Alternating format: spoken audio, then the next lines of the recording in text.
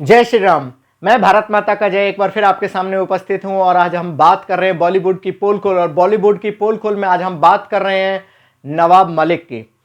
मैं आप लोगों से पूछना चाहता हूं, नवाब मलिक को यह बताना चाहिए कि उसका बाप कौन है। उसका बाप दाऊद इब्राहिम है, आईएसआई है। उसका बाप ड्रग स्मगलर है। उसका बाप शाहरुख खान है। कौन है उसका बाप? बताए वो अपने बाप के विषय में। जब वो एक जांच अधिकारी के बाप के बारे में बात करते कि उसका बाप कौन है, उससे पहले उसको अपने बाप के बारे में बताना चाहिए। उसको पता नहीं होना चाहिए उसका बाप कौन है। उसका बाप ना वो हिंदू वाला नाम है, ना उसका मुसलमानों वाला नाम है। उसका नाम है नवाब मलिक। नवाब मुस्लिम्स नेम, और मलिक यानी कि जाटों में, हिंदुओं में एक कास्ट होती है जाट, और जाट में एक गोत्र होता है मलिक। तो मलिक, उसका नाम नवाब मलिक है। तो उसके बाप को पता होना चाहिए उसका बाप कौन है, नवाबों वाले या मलिकों वाले। पहले उसको यह तय करना चाहिए। आज हम इस विषय को इसलिए बात कर रहे हैं दोस्तों, क्योंकि एक जांच अधिकारी को पूरे रूप से परेशान किया जा रहा है। मैं आप लोगों से पूछना चाहता हूं तीन लोगों का नाम लेना चाहता हूं। बड़ी फेमस पर्सनालिटी है। प्रमोद महाजन का बेटा राहुल महाजन, रिया चक्रवर्ती और संजय दत्त। ये तीनों लगभग एक ही धाराओं में 24-25 नारकोटिक्स की 24 और 25 धाराओं के अंतर्गत ही ये जेल में बंद रहे थे और इनसे पूछताछ हुई थी। क्या इनके जांच अधिकारी, इनके इन्वेस्टिगेशन ऑफिसर को आप जानते हैं? नहीं जानते। तो क्यों आप आर्यन खान के जांच अधिकारी समीर वानखेड़े के बारे में आप लोग इतना कुछ जानते हैं? और केवल समीर वानखेड़े के बारे में नहीं जानते, समीर वानखेड़े की पत्नी कौन है, समीर वानखेड़े का रिलीजन कौन है, समीर वानखेड़े का बाप कौन है, समीर वानखेड़े ने कब शादी की है, कि क्या ये जांच का विषय होना चाहिए था? क्या ये आप लोगों के सामने ये विषय आना चाहिए था? नहीं आना चाहिए था। और आ रहा है तो क्यों आ रहा है? इससे पहले क्यों नहीं आया? और अभी आ रहा है तो क्यों आ रहा है? और यदि नवाब मलिक कहता है मैं तो जिसके साथ गलत हो रहा है उसकी बातों को रख रहा हूं, तो गलत तो इसके सामने हुआ था। गलत इसके सामने हुआ था जब साधुओं के लिंचिंग करके मार दिया गया था। 2 साधुओं की हत्या कर दी गई थी। जब इसके ही राज्य में जब ये शासन में था, तभी एक महिला कंगना रनावत को हरामखोर बुलाया जाता, उसके घर तोड़ दिया जाता, उसको डराया जाता, उसको धमकाया जाता है। तब वो कहां था? जब एक पत्रकार को उठा के जेल में 4-4 दिनों तक बंद कर दिया जाता, 24-24 घंटे पूछा जाता। मैं अर्नब गोस्वामी की बात करता हूं। तब इसकी मर्दानगी कहां चली गई थी?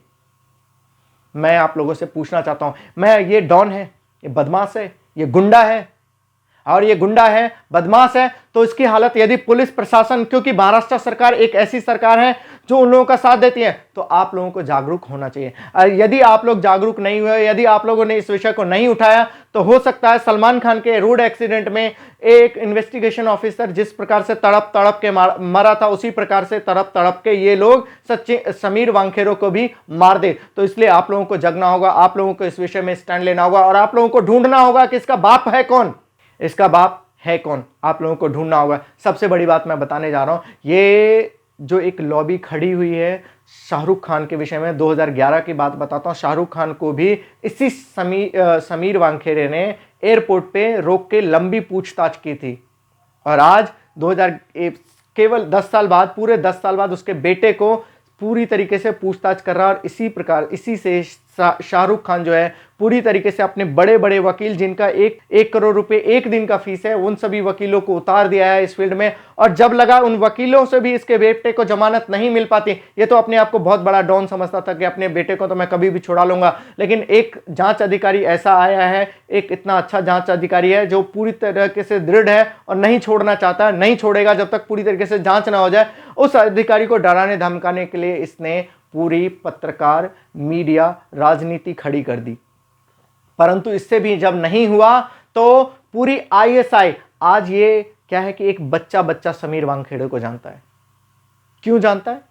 शाहरुख खान ने और मुस्लिम लॉबी ने जब लगा कि यहां से नहीं कुछ हो रहा है, तो एक पूरी तरीके से आईएसआई की पूरी टीम उतार दी गई है। और उस आईएसआई की पूरी टीम ने पूरे तरीके से ऐसा किया है कि जब जांच से ऐसे ना हो तो जांच को भटका दो। एक वो बड़ी कहावत है ना, if you can't convince the जज, कंफ्यूज द जज।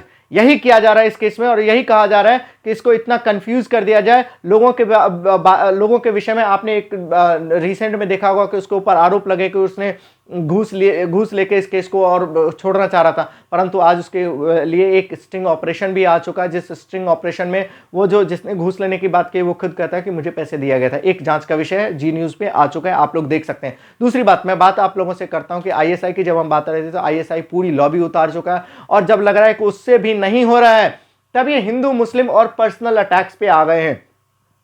भाई एक बात मैं आप लोगों से पूछना चाहता हूँ, उसकी पत्नी कौन है, उसका बाप कौन है समीर वानखेड़े का, उसने कब शादी की थी? इससे, इस विषय को लाने से क्या ये सॉल्व हो सकता है केस? और किसी भी केस में इन्वेस्टिगेशन ऑफिसर का ऐसा विषय लाया जाता है क्या?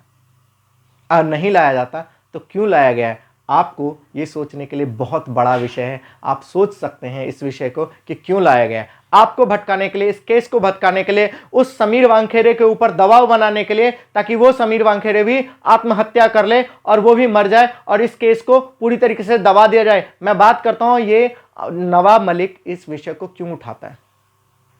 शाहरुख खान भी इतना नहीं बोलता है जितना आर्यन खान के लिए नवाब मलिक बोल चुका है। क्या आर्यन खान का बाप है नवाब मलिक, इसलिए इस विषय को इतना उठा रहा है? क्या नवाब मलिक बहुत बड़ा ड्रग स्मगलर है? उसे डर लग रहा है कि यदि ये केस की जांच सही से हुई तो मैं भी फंस सकता हूं, मेरा बाप भी फंस सकता है, और जितने भी ड्रग स्मगलर्स हैं उसमें यदि नाम आया तो मेरे व्यापार फंस सकता है, मेरा सब कुछ फंस सकता है। तो इससे डर क्यों है? क्यों ये पर्सनल अटैक्स पे आ रहा है? क्यों इसे पर्सनल अटैक्स करने दिया जा रहा है? इसे यदि सरकार वहां की है तो सरकार को भी सोचना चाहिए कि एक उसके मंत्री, एक उसका एक छोटा सा विधायक भी होगा, क्या होगा वो, और वो इस तरीके से पर्सनल अटैक्स कर रहा है। यदि वो कर रहा है, सरकार वहां की कर रही है, तो आपके हाथ में, आप जनता हैं, आप बहुत कुछ कर सकते हैं। आप इस विषय को रखें। वो अपना प्रेशर बना रहा है, आप प्रेशर बनाए कि तू कैसे कर सकता है। पहले दूसरों के बाप को पूछने से पहले तू अपने बाप का बता कि तुम्हारा बाप कौन है, तुम्हारा बाप नवाबों वाला है या फिर मलिकों वाला है। बस यही विषय मैं आप लोगों के सामने लाना चाह रहा था। आप लोगों के सामने तथ्य आने चाहिए थे, आप लोगों के पास तथ्य नहीं आ रहे। हमारे विषय से रोज हमें भटकाया जा रहा है। मैं चाह रहा था आपके पास विषय आए, तथ्य आए, और यही तथ्य लाने के लिए आज आपके सामने उपस्थित हुआ हूं। आशा करते हैं आप लोगों को ये विषय पसंद आया होगा, और यदि पसंद आया तो ये विषय रुकने नहीं चाहिए। हर एक व्यक्ति को ये विषय पता होना चाहिए कि उसके इस विषय को, उसके पर्सनल अटैक्स क्यों किए जा रहे हैं, उसके वाइफ का, उसके कब शादी हुआ था, उसका कब विवाह हुआ था, कब निकाह हुआ था, कब उसके मंत्र पढ़े गए थे, किसने मंत्र पढ़े थे, उसको कौन ढूंढ के ला रहा है, उसके विषय को कौन छेड़ रहा है, क्यों छेड़ रहे हैं, और क्यों उसके बाप को ढूंढा जा रहा है। पहले अपने बाप को ना ढूंढ के ये आपको तय करना है, और ये विषय को आपको आगे भेजना है। आगे भेजिए, फॉरवर्ड करिए, और हाँ, लाइक और सब्सक्राइब करना ना भूलें। राम राम। एक तो लाइक और शेयर ठोक दीजिए, महाकाल का दबा के लाइक और शेयर ठोक दीजिए, 5000 लौटे दिख जाना चाहिए।